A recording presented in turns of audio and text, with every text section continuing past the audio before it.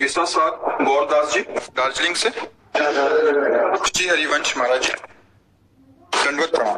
महाराज जी, कैसे हरि नाम में रुचि आएगी? पहली बात तो है कि हरिनाम में रुचि प्राप्त करने के लिए हरिनाम जापक किसी महापुरुष का आश्रय लिया जाता है। भजन न होई संग बिनु भजन बिना नहीं प्रेम।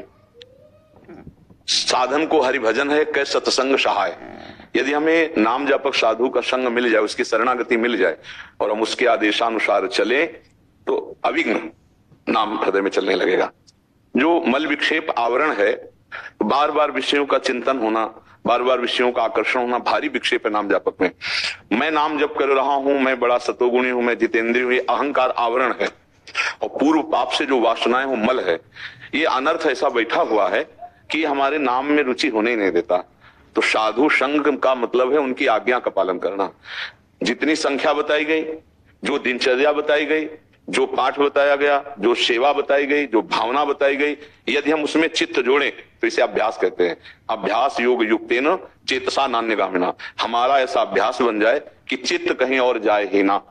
तो ये अभ्यास के लिए रखा गया कि कभी हम श्री कृष्ण कथा सुन रहे हैं, कभी श्री कृष्ण कथा कह रहे हैं, कभी हम ठाकुर सेवा कर रहे हैं, कभी हम नाम कीर्तन कर रहे हैं, कभी नाम जप कर रहे हैं, कभी हम संत संग कर रहे हैं, कभी हम संत सेवा। तो इस अभ्यास से विक्षेप मल आवरण इनकी निवृत्ति हो जाती है।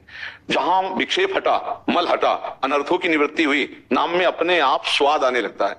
पहले महत्व बुद्धि हो जाए कि नाम से बढ़कर के कोई साधन नहीं, कोई वस्तु नहीं। देखो हम लोग कितना नाम को छोटा समझते हैं।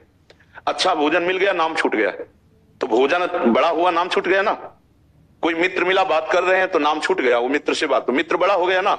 जबकि त्रिभुवन की राजलक्ष्मी देने पर भी जो आधे पल के लिए अपने प्रभु का नाम ना छोड़े उसे कहते हैं भक्त, भागवत, महाभागवत।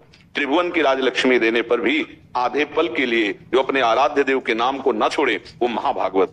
तो पहली बात तो नाम जापक को चाहिए कि किसी नाम जापक संत का आश्रय ले। दूसरी बात, जो आज्ञा हो उस पर चले। तीसरी बात, नाम की जगह हम भगवान को भी नहीं रखते। आप समझो, नाम हमको इतना गुरु प्रदत्त प्रिय होना चाहिए कि भगवान आ जाए, श्री कृष्ण चंद्र जी को कह दे नाम छोड़ो, हम तो आ ही गए, तो हम ये कह देंगे कि महाराज आप रुको या जाओ, पर हम नाम नहीं छोड़ सकते, क्योंकि गुरु ने जो नाम दिया उसी के बल से आप आए हैं। अब हम नाम नहीं छोड़, तो वो कभी आपको छोड़ नहीं सकते। जो नाम है वही कृष्ण है, जो कृष्ण है वही नाम है।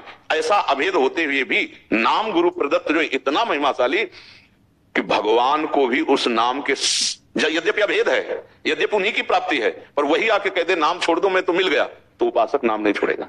ऐसा जिसको नाम प्रिय है तो भगवान उसके संग डोलते हैं, भगवान उसके साथ रहते हैं। जहां मेरा भक्त चरण रखे वहां रखूं मैं हाथ, पीछे पीछे मैं फिरूं कभी न छाड़ू साथ। क्योंकि नाम है तो नाम ही साथ है। नाम नामी अभेद होते हुए भी नाम हमारे लिए इतना महत्वपूर्ण हो जाए। अभी तो बहुत ही छोटी जगह नाम को विराजमान किए, छोटे से भोग हमें घंटों नाम भुलवा देते हैं। छोटी सी बातें, छोटी सी घटना, दुख सुख की बातें हमें नाम का विस्मरण कर। तो पहले हम गुरुदेव की आज्ञा के अनुसार नाम जबरदस्ती जप करें और ये ध्यान रखें कि नाम से बढ़कर कोई वस्तु नहीं, फिर समान की क्या बात है। तो अब हमारे पास कोई मित्र आया है, संत आए हैं, कोई कार्य है या खान पान कर रहे हैं या हम किसी, तो हमको उस समय बहुत सावधान रहना, नाम न छूटने पावे। बात भी करनी तो पहले कृष्ण बोले, फिर नाम, फिर बात की, फिर बीच में कृष्ण बोले, फिर बात की, और वो भी भागवती, और अंत में बोले कृष्ण, और फिर हमारी बात पूरी कृष्णमय हो गई। ऐसे सुबह से लेके रात्रि तक हमको रोज दिनचर्या नापनी है कि किस समय नाम भूले, क्यों भूले, किसके संग से भूले, कोई विषय, कोई व्यक्ति, कोई वृत्ति।